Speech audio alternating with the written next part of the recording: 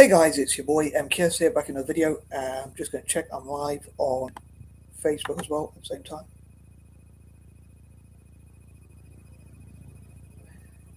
I'm live on Facebook and YouTube. Once again, your boy M.K.S here, back in another video. Hope everyone's well wherever you are, having a good time. And welcome to part 2. I've put the right title in. Part 2 of, as I called it, Asian Saturday. So my plans for empowering Asia on Saturday specifically. Yeah,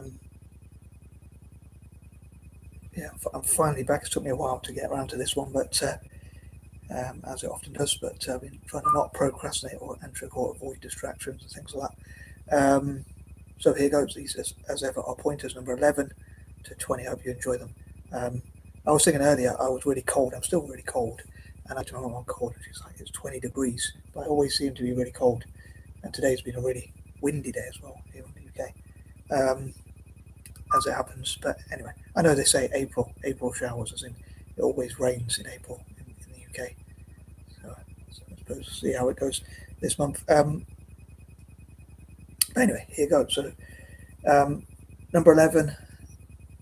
Normally, I say I love to support, let's say, change makers and like inventors, ideas people, entrepreneurs, innovators and whatnot. I'm trying to think of something different. I think of things that begin with S for Saturdays due to my use of alliteration. So things like startups, as I talked about in part 1, SMEs, scientists, people in STEM and things like that, which I hope to come to. Number 12, if you can think of any words that with S, very immature of me, but to use my alliterations, overuse my alliterations. I sometimes Google on talk about how immature it shows me I am, because I Google words that start with S and they normally have like these things that are for kids, and I thought, oh, that shows my maturity levels, I guess. I suppose I'm a kid at heart, but I'm young at heart, or whatever, even though I'm old. But yeah, I don't always feel old, but sometimes I remind myself I'm old. But anyway, I'm going a bit off topic. But yeah, if you can think of any family-friendly words, preferably with S, I'd love to read them. But also how they could be linked to supporting Asian empowerment. So I'd love to support Asian, as I say, startups, SMEs, street food vendors,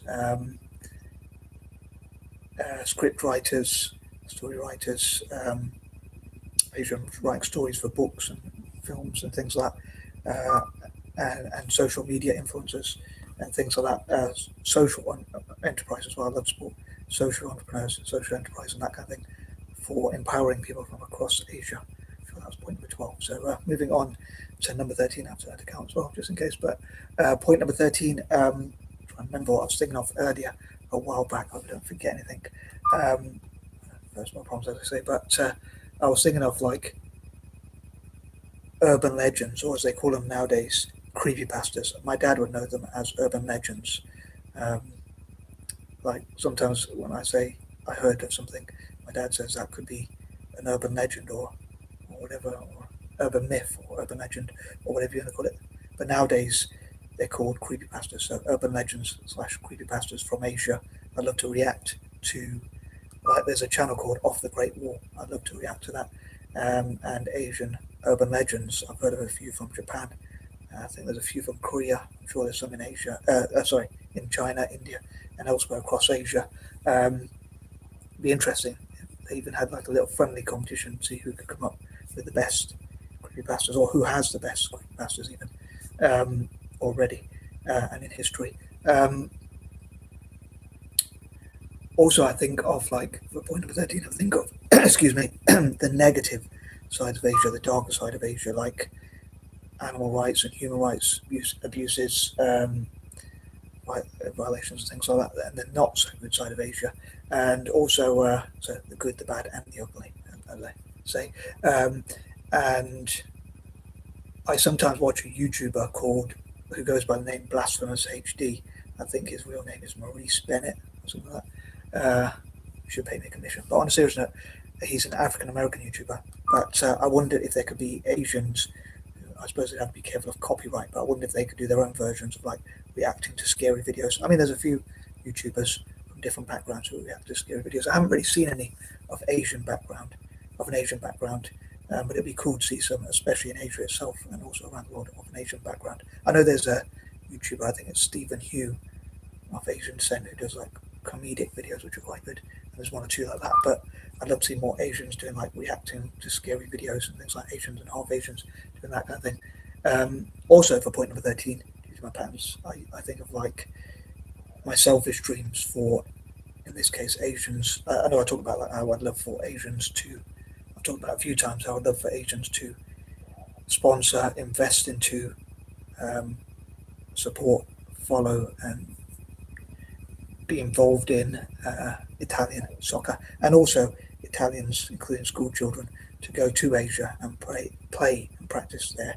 soccer skills. Those from parks and schools and football clubs, local football clubs, and especially academies, and hopefully help Asia's football development at the same time. From a selfish point of view, when it comes to soccer or whatever you want to call it, I hope to especially help Italians, as the Americans would say, Italians, using a few Americanisms there, which may not be the best time to say, but anyway. Yeah, I'd also love for there to be, I talked about an Asian sovereign wealth fund in part one and in point number one, as it happens, and I'd love for, from a selfish point of view, for a joint collective Asian sovereign wealth fund which puts together all the money from Asian nations together to invest in things like, from a selfish point of view, Italian soccer. I'll say the selfish one for now, and in each other as well, not kind of thing. But I guess there are rules with FIFA and UEFA on how much you can invest, but they could use that money to support Italian soccer schools and Italian schools themselves to have more access to football, to give more people, probably hear my stomach rumbling somewhere, but to give more access to footballing opportunities for Italians to play soccer or whatever you want to call it, calcio or whatever as they call it in Italy. And on that note as well, before I move on to, I was going to say point number 7 then, point number 14, sorry, is that I wonder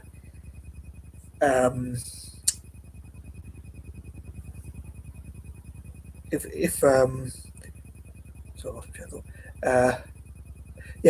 a cultural exchange. So Italians could learn about Asian languages, and Asians could learn about Italian language, especially with what pertains to football or soccer. So yeah, I'd love to see, I'll say, Italian soccer teams, especially at youth level, and even those in schools and parks and whatnot, going to Asia to practice, to hopefully give Italians more opportunities. I'll say the Americans call them Italians and that kind of thing. More opportunities to practice. Also, as a side note, I'd love for Italians to practice in America and the Americas generally, in Argentina, Brazil, and other places where there's a big Italian diaspora as well. But in this case, I'd love for them to play and practice and around and across Asia. So yeah, those are some of my more selfish dreams, but also, as I say, some of the more negative sides of Asia as well to cover, not just the positives. As much as I want to empower Asia, I'm sure there's something else I was going to say, but I've completely forgotten. I'm going to move on because I do try and keep the video short and sweet, but I do struggle, especially because I had so many plans to cover so many videos today, but I haven't gone around to them. But anyway, on that note, moving on to number 14. I suppose part of the reason to cover some of the negative sides of Asia would be to problem solve, which I normally think of, point number 14.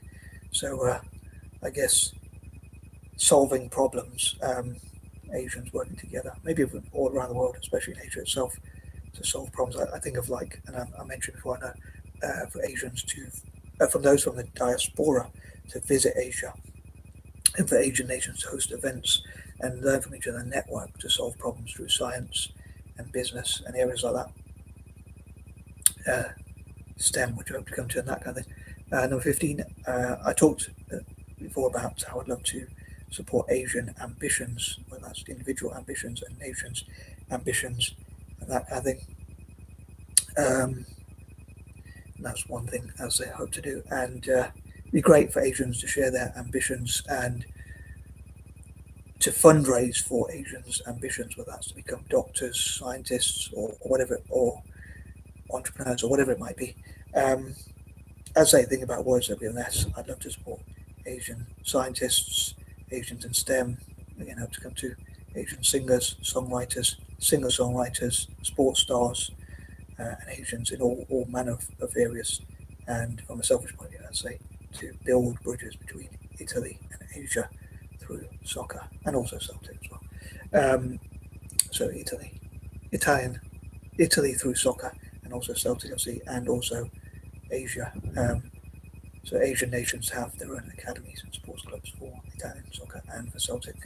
And also mentioned about libertarianism, right? Libertarianism and tackling poverty and that kind of thing across Asia, but doing so in a free choice way, giving people more freedoms to make their own decisions, like live and let live. Let people get as free as possible to make their own decisions. As ever, I'd love to know what you think. I wonder if anyone disagrees with me, please let me know. Or if you agree or disagree with any points, please let me know in the comments or anything else you think of. Number 16, I'd love for people to share what are the best ways to help Asians, what are the best fields to help Asians in, whether that's science, entrepreneurship, or whatever it might be, STEM or whatever. I suppose they're the main things: science, tech, engineering, and maths. Again, I hope to come to that in more details. And also, sorry,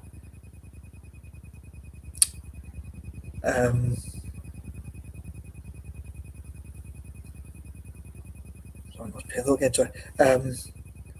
AI and building apps and things like that. Working with Africa to build those as well, maybe developing nations. Normally, when it comes to tech, I think of Africa, supporting Africa. But I'd say they have to support Asian scientists, Asian engineers, mathematicians, and whatnot as much as possible. I mean, I suppose they probably wouldn't need my support, but I hope to help them to achieve their full potential and have like committees and think tanks, brainstorms, networks, cooperatives, or whatnot to support Asia. Number 17, I also wonder on that note if there could be like Asian millionaires and billionaires networks, just like we talked about for the black community. I'd love to trademark what I call billionaires networks, but I'll talk more about that on another day. I also wonder which Asian nations have the most imaginations, and I think I was going to say in point number 11, but I forgot. I suppose I was going to say in point number 12 because I think about motivation. Point number 12, but I'll say it in point number 18 anyway, and that's to